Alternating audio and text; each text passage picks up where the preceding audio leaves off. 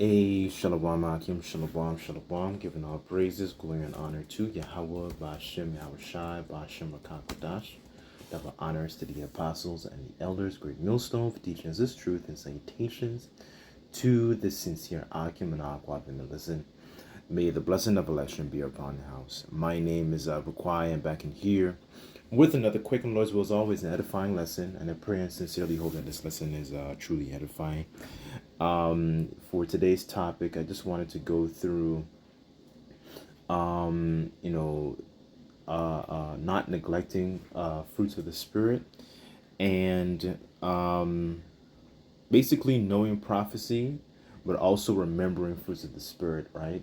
Because, these things, as you watch these things, going on with, the U.S., Iran, and all these other these EU nations essentially having a strong despise of the whore, having that understanding is beautiful, because the Lord really gave us his treasure in these earthen vessels, right? Gave us understanding to actually know, excuse me, to actually know what's going on, right? To be able to have the eyes to see and ears to hear, right? Because people are watching these things and they don't have, a lot of our people, I should say, they watch these things and they don't have any understanding, right? As the scriptures say, if our gospel be hid, to be hid to those that are lost, right? So a lot of our people see these things and they don't have any understanding, right? But we have an understanding,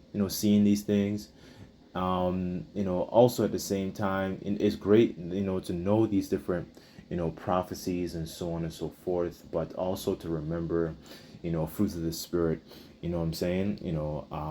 That's something, to also, meditate as well, because sometimes, a symptom, if of also just knowing, of only knowing prophecies, is that sometimes we can get a bit puffed up, because knowledge, that's one of the things that happens, that can happen, I should say, and just something just to be mindful of, something also it's just something to also just be mindful of what happens when going into prophecies and knowing prophecies and just the prophecies and history and stuff like that, right? This is not to neglect the importance of knowing of them, but just also just a reminder that sometimes it sometimes having all that abundance of information, having all this understanding, can puff you up. As a matter of fact, I'll start there, and then I'll jump to the 13th chapter. This is and I sincerely pray and hopefully this lesson is really truly and edifying, right? This is First Corinthians chapter 8, verse 1. And it says here, now concerning things offered unto idols, we know that we all have knowledge. Knowledge puffeth up, but charity edifieth, right? So, the point really is that, what can happen, if without lack of self-examination, is that we can become very puffed up, and just strictly like knowing just prophecies, right? So sometimes and we might neglect the importance of actually exemplifying Yahweh Shai and exemplifying certain fruits of the Spirit too, because as a matter of fact, I want to get something Yahweh Shai said, then I'll go to what Apostle Paul said, because I find what helps to buffer that, or like kind of round out your spiritual development, is essentially it's servitude. And one of the things that I've learned is that the knowing or being in a position to actually serve, it helps to ward off those feelings of pride and ward off those feelings of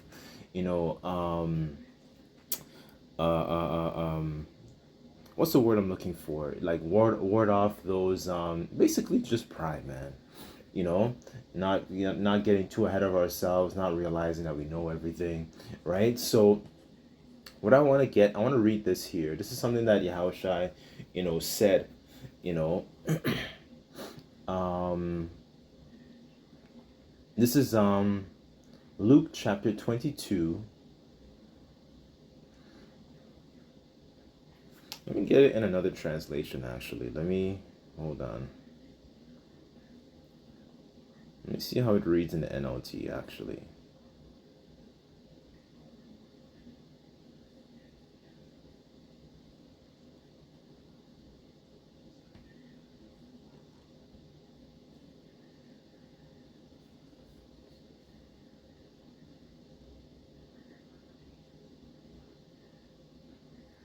This is Luke chapter 22, verse 24, and it says in the NLT, and they began to argue amongst themselves about who would be the greatest among them.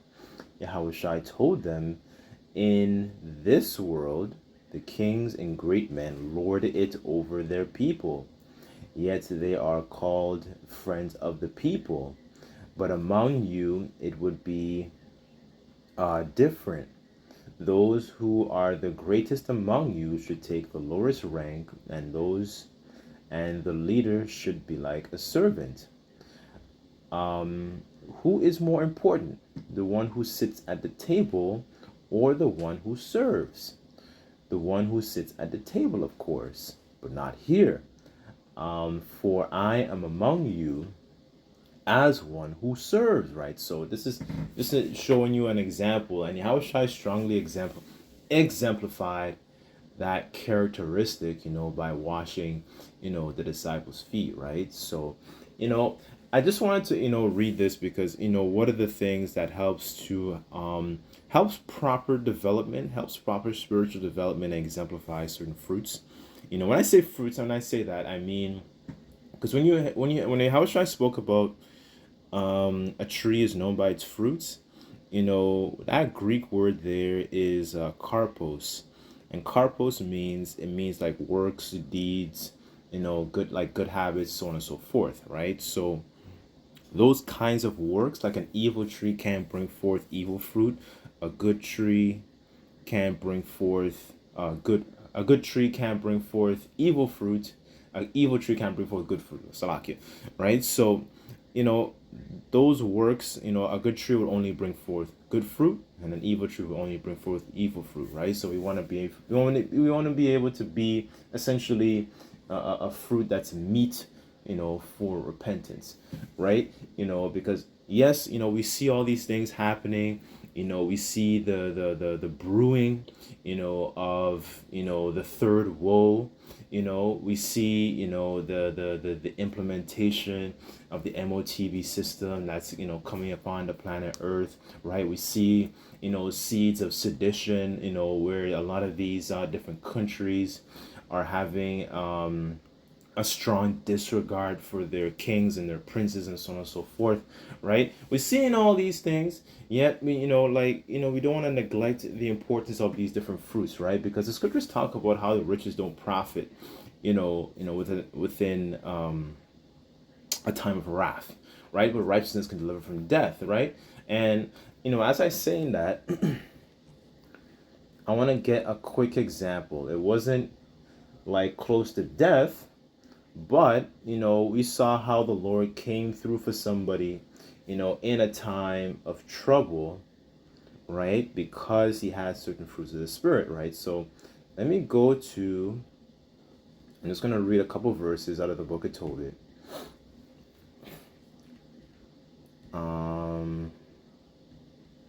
I just wanted to use this as an example, right? So this is Tobit chapter 12.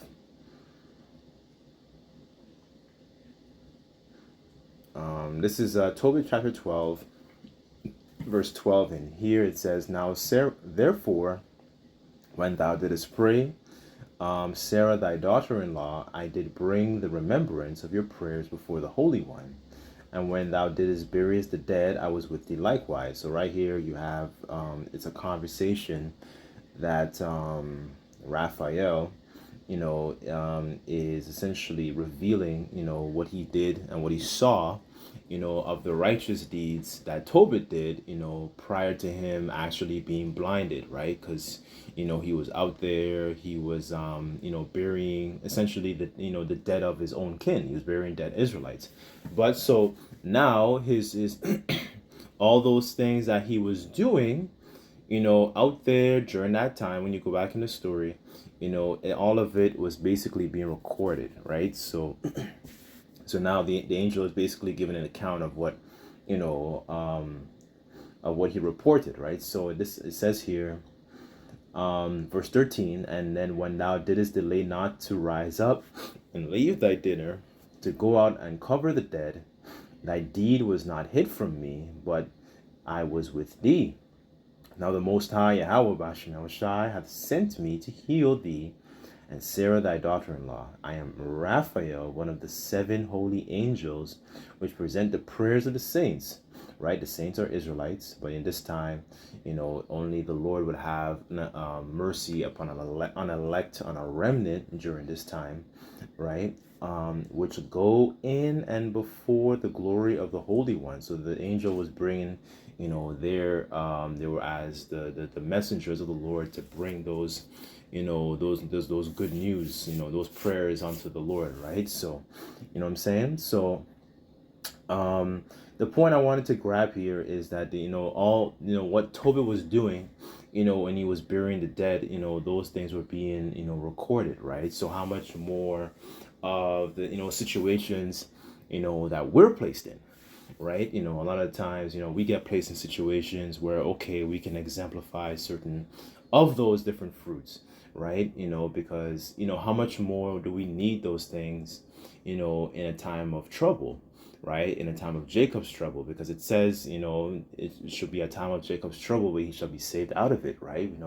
Because we're worms, we're sheep in the midst of wolves. We need divine intervention. That's basically the point, right? And not to neglect these different characteristics and so on and so forth, right? So as I got that, I am going to jump to what something Apostle Paul said. Just bear with me. Let me look for it.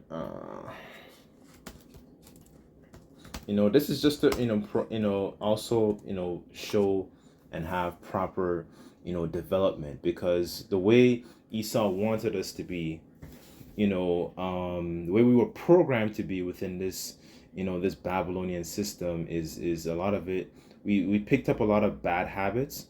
We picked up a lot of habits where, like, okay, it was we did not regard our own kin, we did not regard our own people. We didn't have a strong affection for one another, because we lost that that strong love, really it's really keeping the commandments for Yahweh Bashem Shai, right? So it kind of changes the outlook of how we actually treat one another. What I'm saying? Right? Sometimes the flesh is always warring, and sometimes we might feel uncomfortable doing certain things, right? But at the end, something it's just to keep in mind how much we just want enough spiritual money within our time of trouble, so to speak, right? So this is 1 Corinthians 13. Verse 1 here, and it says, though I speak in the tongues of men and and of angels, and have not charity, I have become a sounding brass and a tinkling cymbal. And though I have the gift of prophecy, so just to go back to the point, we have that understanding of the different prophecies, what's going on, and so on and so forth. But this is something Paul said, though, and though I have the gift of prophecy and understanding all mysteries and all knowledge, and though I have all faith that I could remove mountains and have not charity, I am nothing. And though I bestow all my goods, to feed the poor, and though I give my body to be burned and have not charity, it profit me nothing. So, Paul's describing, he can have an understanding of all these different things, mysteries, and all this faith, and he doesn't have charity. He's absolutely, he's nothing, right? So, you know, something to keep in mind. And charity, don't and this is another thing too. Also, I'll say this: charity is not also, limited to money. You can give some of your time, on the phone, right? You can use your, like, the Lord is far out, right? So charity is not just simply, just limited to money, right? It's not like how the Catholic Church likes to present it. You know what I'm saying? Because they like to over abuse that idea of tithes, right? Which, there's nothing really wrong with, if you're an Israelite and you're not necessarily like a teacher, or you can be a help, right?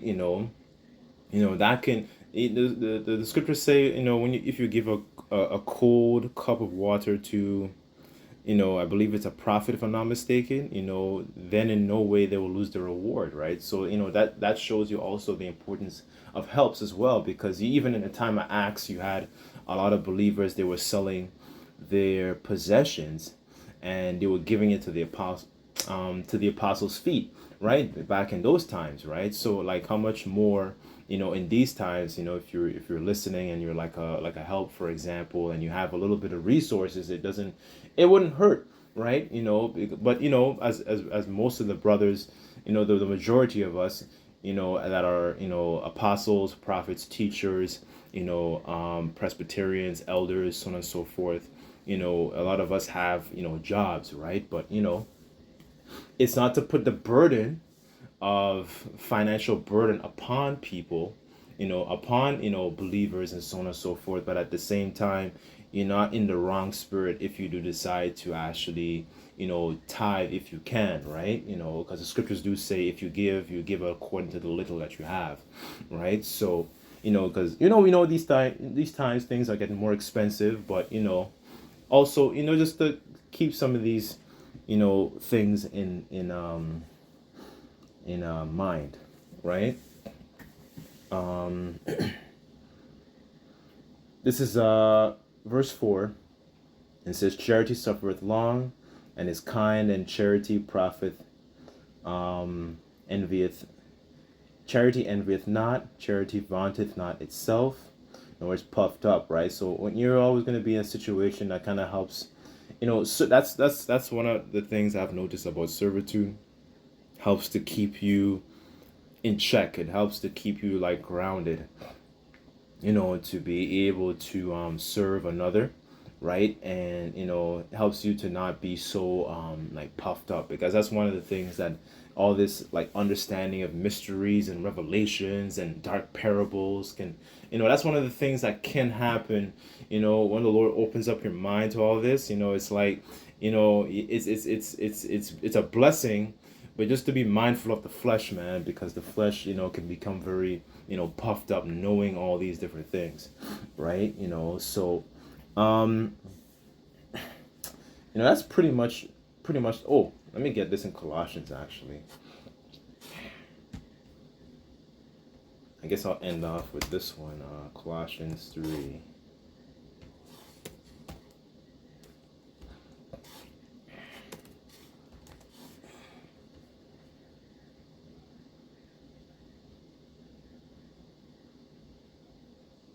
This is Colossians 3, verse 12, and it says, put on therefore as the elect of the Most High, holy and beloved, bowels of mercies, kindness, humbleness of mind, meekness, long suffering, forbearing one another, and forgiving one another. If any man hath a quarrel against any, even as a Mashiach, Yahushai, forgave you, so do ye. And above all things, put on charity, which is a bond of perfectness, right? So, like I said before, charity is not limited, to just money. You might have a particular skill that you'll be able to, assist and actually contribute to the body. That can be very edifying, right? Because scriptures talk about, when you're converted, to strengthen thy brethren. So maybe you might have a skill within, it might be a different language. You might be very, talented when it comes to, different insight, lending an ear. You know what I'm saying? Like, it's not just limited. And then you can put that into a lesson. Like, how much more, is that, you're adding to the buffet, to be able to feed the Lord's sheep, right? That's pretty much, the point. Lord's will, this lesson was just quick, edifying. Just like to give all praises, glory, and honor to Yahweh Bashim El Shai. Until next time, I say Shalom.